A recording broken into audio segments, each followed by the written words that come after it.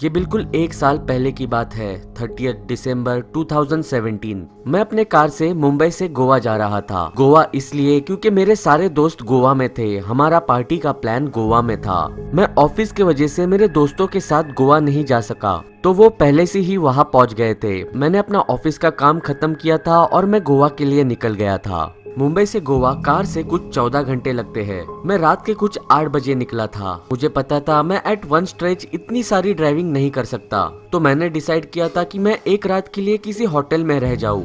रात के 12 बजे कुछ 4 घंटे ड्राइव करने के बाद मुझे थकावट महसूस होने लगी। मैंने अपनी कार एक होटल के पास रोकी। वो होटल काफी पुराना लग रहा था। जो लड़की फ्रंट डेस्क पे बैठी थी वो काफी इरिटेटेड लग रही थी। It seemed like she was bore with her job. वो उस होटल के लिए पूरी तरह सूटेड थी। What I meant is that कि पूरी लॉबी में चेयर बिखरे पड़े थे, कुछ भी ऑर्गेनाइज नहीं लग रहा था।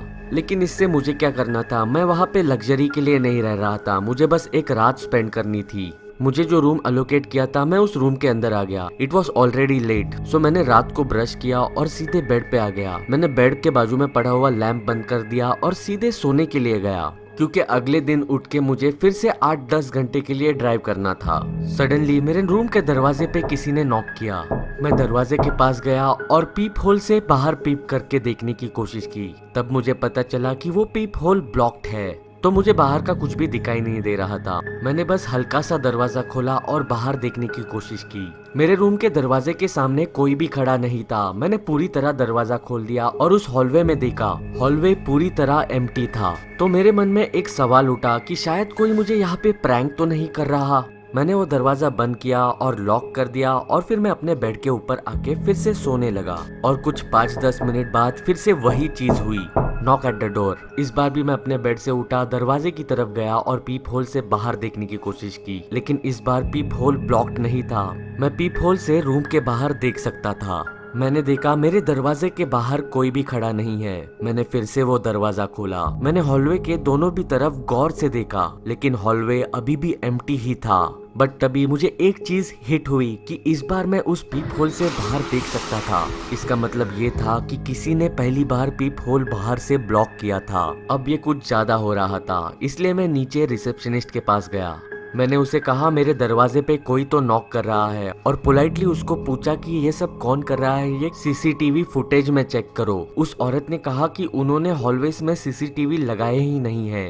उसके रिएक्शन भी कुछ जो मैं एक्सपेक्ट कर रहा था वैसे नहीं थे। She was very dishearten and काम। वो ऐसे बिहेव कर रही थी कि उसको कुछ फर्क ही नहीं पड़ता। उसने मुझे काम आवाज में कहा कि मेरे अलावा इस होटल के अंदर बस एक ही गेस्ट और है।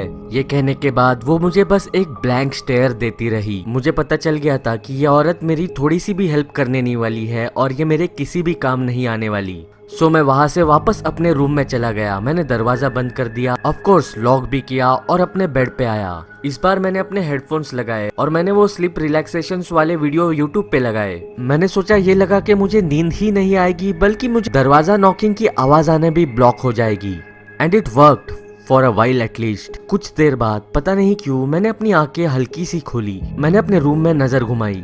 मेरी नजरें रूम के कॉर्नर में जाके रुकी। आई वॉज कंफ्यूज्ड, मैं क्या देख रहा हूँ। I swear it looked like a giant human figure। ऐसे लग रहा था रूम के कॉर्नर में एक 10 फीट बड़ा इंसान खड़ा है, जिसकी हाइट रूफ तक पहुंच रही थी। लेकिन रूम में बहुत ही ज्यादा अंधेरा था। वो इमेज जो मुझे दिख रही थी वो मुझे क्लियरली नहीं दिख रही थी। मेरे दिमाग में बस हॉरिफाइंग थॉट्स आ रहे थे। मैंने अपने बेड के बाजू वाला लैंप ऑन किया, लेकिन जैसे ही लैंप की लाइट जली, रूम के अंदर कोई भी नहीं था। वो जो जायंट फिगर मुझे रूम के कॉर्नर में दिख रहा था वो अभी गायब था। I was confused. मैं थोड़ा सा डर गया था। मेरा हार्ट बहुत जोरों से पंप हो रहा था। मैंने अपने आप को कुछ समय दिया काम डाउन होने के लिए और फिर से अपनी लाइट बंद कर दी और सोने के लिए गया। I still had the headphones on playing that relaxations video. लेकिन फिर से मैंने कुछ 2 मिनट बाद ही उस रूम को एग्जामिन करना शुरू किया। वो टॉल ब्लैक फिगर अभी भी रूम के उसी कॉर्नर में था। इस बार मैंने उसे क्लियरली देखने की कोशिश की।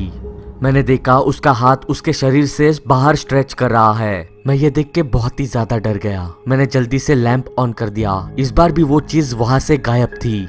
I didn't stick around at that time. मैं सीधे उस रूम से बाहर निकला। मैंने रूम की चाबी उस औरत को दी और मैंने कहा उसको मैं चेकआउट कर रहा हूँ। मैं उस होटल से स्टॉर्म करते हुए बाहर निकला। मैं सीधे अपने कार में जाके बैठा। मैं ड्राइव करता रहा जब तक मुझे नया होटल न मिल जाए। इवेंचुअली मुझे स्टे करने के लिए एक नया होटल मिल गया और फॉर्चुनेटली मुझे इस होटल में कोई सुपरनेचुरल पावर ने डिस्टर्ब नहीं किया। तो चलो तो यारो आज के लिए बस इतना ही। अगर वीडियो पसंद आई हो तो जरूर लाइक कर देना। इस बार एम करते हैं 12,000 लाइक्स के लिए। और अगर आप इस चैनल पे नए हो तो जरूर इस चैनल को सब्सक्राइब कर देना। उसके बाजू में पड़ा हुआ बेल आइकॉन भी जरूर दबा देना यार। इस चैनल को सब्सक्राइब करने के लिए मैं आपको इसलिए बोल रहा हूँ क्योंकि ऐसी वीडियोस इस चैनल पे पड़ी है और आने भी वाली है। और आप सब पंटर लोगों को यार हैप्पी न्यू ईयर यार। मतलब अभी हैप्पी न्यू ईयर हुआ नहीं है लेकिन 2 दिन बाद न्यू ईयर आ जाएगा। तो यार उसी के लिए happy new year in advance यार। और बताओ यार नीचे कमेंट करके इस साल का तुम्हारा रेजोल्यूशन क्या है। अरे मेरा मतलब है न्यू ईयर रेजोल्यूशन क्या है, बताओ यार नीचे कमेंट करके। तो चलो तो यारो आज के लिए बस इतना ही। और एक बात, दुनिया में 2 तरह के लोग होते हैं, एक जो 31st को जम के पार्टी करते हैं और दूसरे जो घर पे बैठ के ही पार्टी करते हैं। आप बस इस चैनल को सब्सक्राइब कर देना। तो चलो तो यारो मैं निकलता हूँ। मैं आपसे बात करूंगा अगली वीडियो में।